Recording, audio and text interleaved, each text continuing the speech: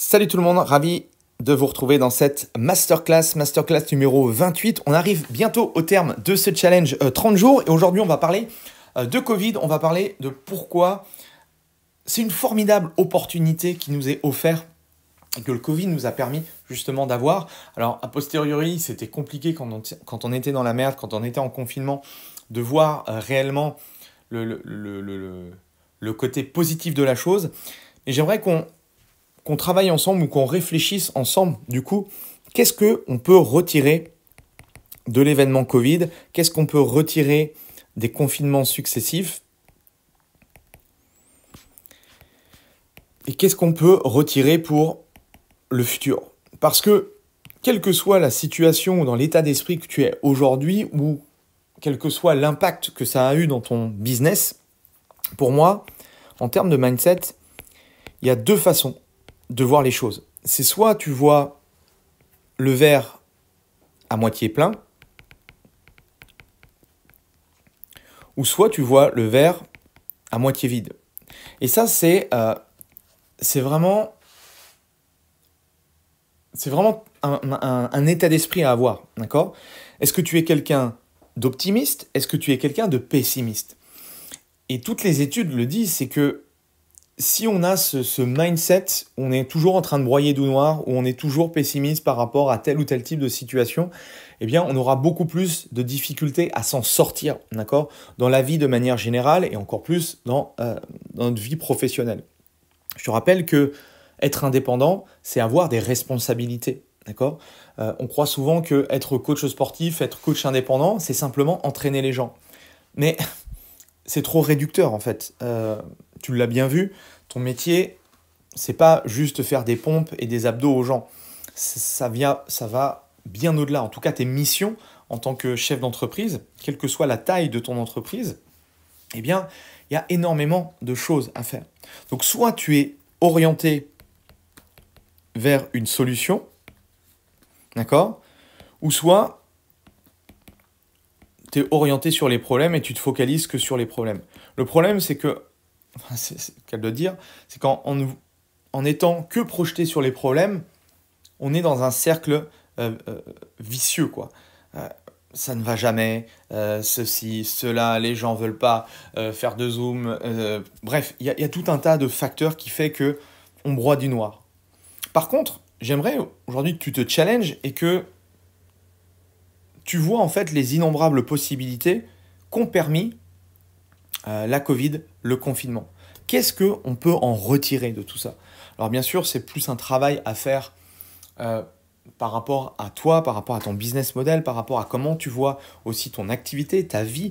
Parce que aujourd'hui, vie privée, vie professionnelle, quand on est indépendant, quand on est chef d'entreprise, il y a une certaine continuité. Donc tout ça, c'est à prendre en compte. C'est pour ça que c'est important. Enfin, moi, j'essaye de savoir quand les gens m'appellent, quand des coachs m'appellent, c'est quoi que tu veux?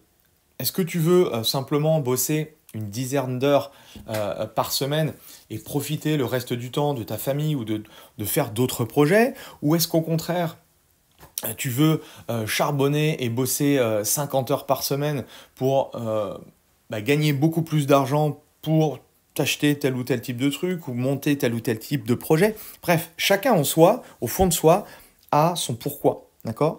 Et à partir de là, si tu as une vision à très court terme qui est basée que sur les problèmes, tu ne vas jamais trouver de quoi avancer. Par contre, si tu vois les problèmes d'un œil nouveau, d'un œil différent, avec une vision optimiste de la chose, eh bien, tu vas t'apercevoir que tu vas avoir à ta disposition énormément de solutions et énormément de portes qui s'ouvrent à toi. Et pour moi, ce qui s'est passé, c'est personnel, mais moi, ça a été le moyen de remettre tout mon business model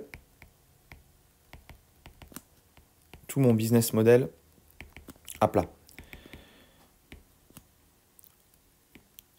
Hop, ici. Donc, ça veut dire quoi? Ça veut dire que ça m'a permis de regarder un petit peu ce qui se passait.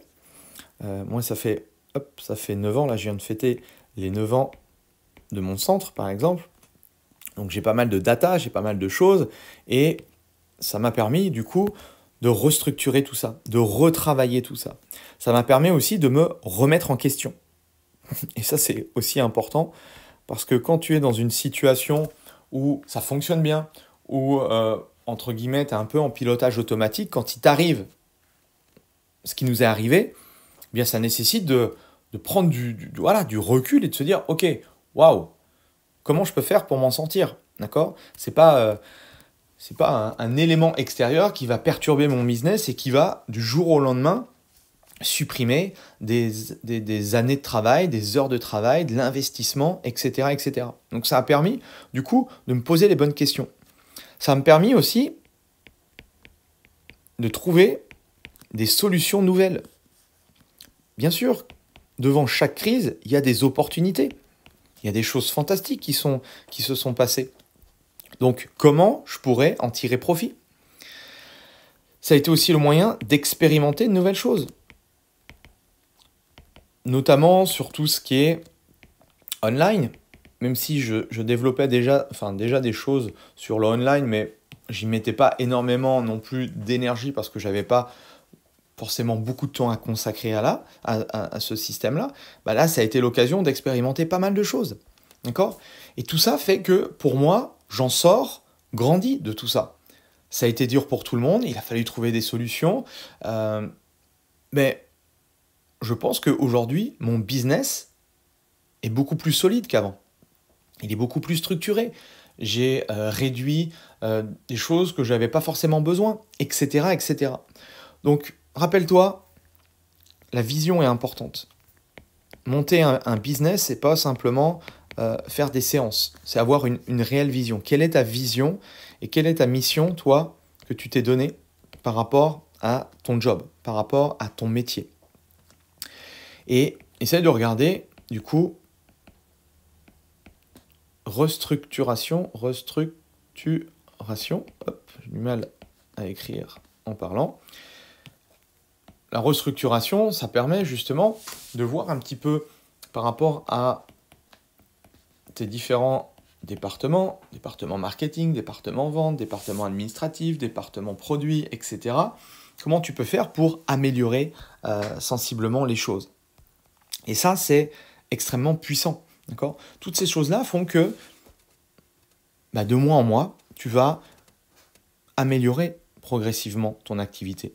Alors bien sûr, on attend toujours, c'est un peu comme la santé, on attend toujours qu'il y ait une catastrophe pour réagir. Mais ce qu'il faudrait en tant que chef d'entreprise, c'est anticiper tout ça. Toujours le travail, tu travailles sur ton business et tu travailles dans ton business. Il faut que tu mettes dans ton emploi du temps vraiment des plages horaires tous les jours pour travailler sur ton business. C'est ce qui va te permettre d'avoir beaucoup plus d'assurance, qui va avoir beaucoup plus de confiance, beaucoup plus de lucidité, et tu pourras du coup réfléchir à l'avenir de manière beaucoup plus, on va dire, sereine. Okay ? Donc je te laisse avec ça, je te laisse cogiter là-dessus. N'hésite pas à me dire un petit peu toi ce que tu en penses, qu'est-ce que ça a changé pour toi, la Covid, le confinement, les confinements successifs. Est-ce que ça t'a donné, ça t'a apporté des déclics? Est-ce que ça t'a permis de lancer de nouvelles choses? Je serais curieux un petit peu de savoir ce que tu as mis en place. Donc merci en tout cas pour ça, et puis on se retrouve demain pour l'avant-dernier jour du challenge. Allez, salut!